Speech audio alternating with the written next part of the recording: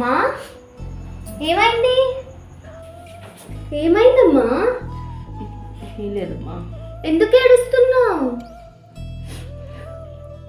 ఏం లేదమ్మా. చెప్పు. దసరా పండుగ వస్తుంది.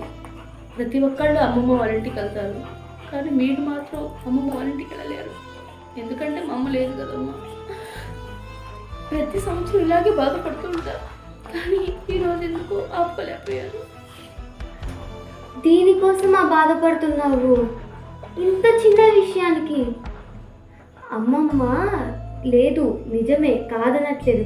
కానీ అమ్మల కన్నా అమ్మ, ముగ్గురమ్మల మూలపుటమ్మ ఈ విజయదశమి సందర్భంగా 9 రోజులు మన ఇంటికి వస్తుందమ్మా. ఈ దసరా సెలవుల్లో అమ్మే మన ఇంటికి వచ్చినప్పుడు మనం ఇంకా వేరే దగ్గరికి వెళ్ళాలని ఎందుకమ్మా బాధపడుతున్నావు? ఒకవేళ అమ్మమ్మ ఉన్నా నీకు ఇలానే చెప్పేదేమో, ఇలానే ఉండేదేమో. ఆ అమ్మమ్మే ఆదిపరాశక్తుల ఐక్యమయ్యి ఉంది. స్వయంగా అమ్మ వస్తే అమ్మమ్మ వచ్చినట్టే, అమ్మమ్మ వస్తే అమ్మ వచ్చినట్టే. అమ్మ నువ్వు చెప్పింది ఖచ్చితంగా నిజం. ఆ అమ్మలుగా నమ్మే మన ఇంటికి వస్తున్నప్పుడు నాకెందుకమ్మా బాధ? ఆదిశక్తివి నువ్వేనంట, అమరశక్తి